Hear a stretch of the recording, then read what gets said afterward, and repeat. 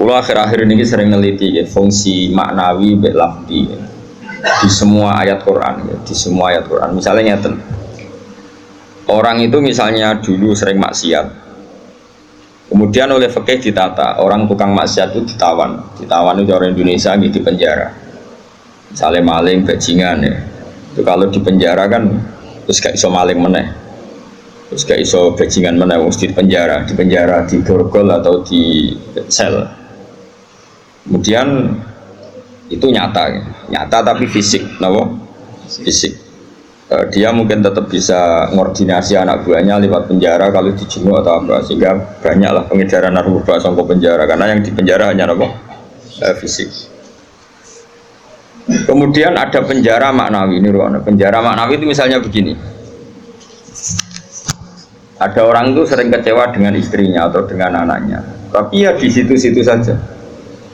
Misalnya dia mbak yang naruhan kata sekolah ya tetap di seputar naruhan saja. Kalau orang berduaan ya di seputar berduaan saja. Mungkin kalau dia tokoh nasional ya kita kritik Indonesia dari bangsanya pemalas, orangnya nggak dinamis kayak Singapura. Dia ya nggak kemana-mana, tetap di Indonesia. Artinya apa? Ini peringatan di kula jenengan. Mahabbah maknawiyah ini yang penting ditanamkan ulama. Kalau orang mencintai Allah dan Rasul, mencintai Quran, mencintai santri, mencintai kebenaran, meskipun dia agak dipenjara secara fisik, pasti dia ini akan terpenjara secara maknawi, pasti tidak kemana-mana. Pasti apa? Tidak kemana-mana. Jadi misalnya gue senang bojomu, ya tetap di seputar-seputar situ. Soal larang beli ben wayo nomor loro, pokoknya gak jauh-jauh di situ.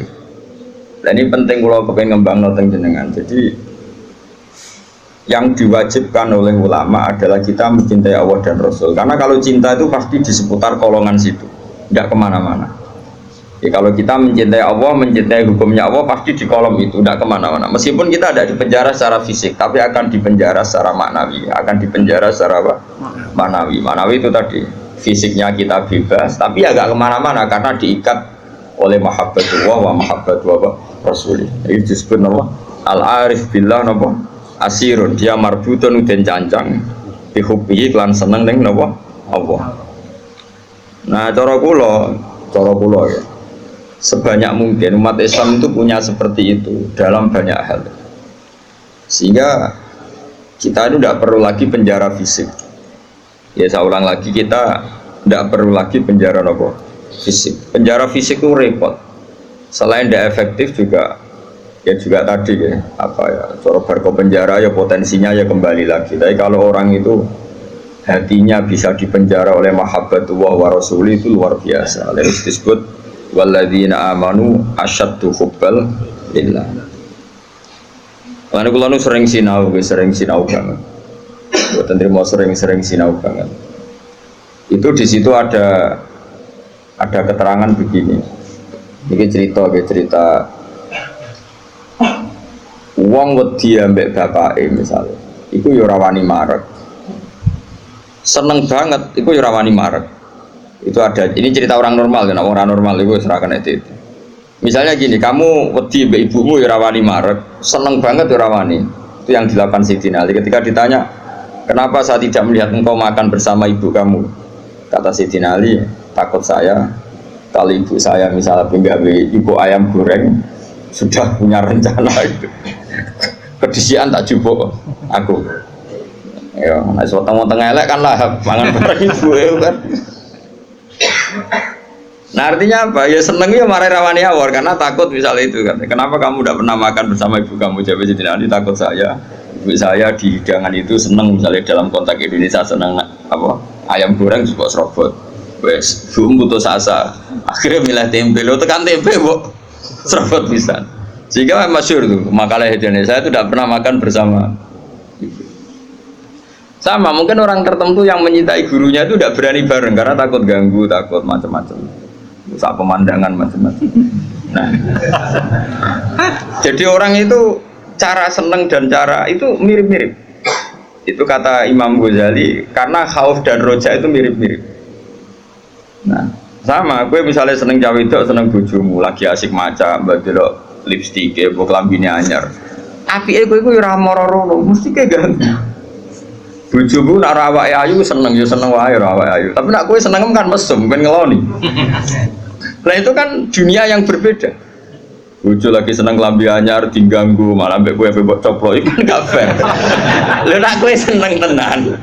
Yo duwi, maksudnya duwi ben nikmati nganggo lipstik, nikmati nganggo klambi anyar, pamer mbek kancan. Malah kok parani kene haram.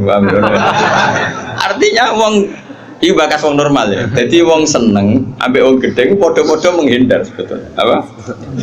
Menghindar. Kalau ora normal iku ora ukuran ya, ora ukuran. Ora normal piye ya angel ya. Nah, sehingga kenapa ada wali ditanya, kapan kamu menikmati Allah? Jawabnya dia tuh lucu, ketika saya menjauh dari Allah. Bukan menjauh dengan makna orang fasik itu enggak, dia menghindari sesuatu yang terkait Allah karena malu kalau ganggu. Makanya saya pernah cerita di ngaji ini, ada wali yang dia jadi wali karena sholat di shaf awal. Dia malu kalau dipanggil Allah kok tidak yang terdepan, sehingga dia sholatnya shaf awal terus. Ketika dia merasa wali paling elit karena yang amal seperti itu, ternyata diberitahu sama Allah kalau wali yang kelasnya dia itu yang sholat di pagar masjid, bahkan di luarnya. Ketika yang di situ, kenapa kamu wali juga udah sholat di belakang? Jawabnya, aku ibu isin. Dosa aku akeh, awakku ora bener kok ngarep, sawangane kok paling bener. Ini kan tapi aja tiru lho, sing kok guri. Ora usah mbok tiru kelakuane wis ngono. Jadi nek kowe kok guri kan gak karena wali tadi, pancen pemalas no. Iku wis ora wali. Umpama niru-niru ya wis gawe Kang, ora asli. Maksudnya sing wali asli sing tak critakno iku. Nek kowe niru-niru kan wis gawe, iku wis gak sah cara wis. Terus plagiat cara ning kampus wis. Lah idene wong liya mbok bajak ya. Dadi sampe ora iso niru kan ya mergo kan aku guri niru kula isin Gus Wan pengen nggo karep plagiat ya cara kamu gak sah. Tapi dulu ada wali itu malah justru seperti itu. Makanya ini kan pelajaran bagi saya jenengan. Jadi yang penting kita ini sebanyak mungkin menciptakan penjara manawi. Kalau itu sukses itu umat Islam luar biasa.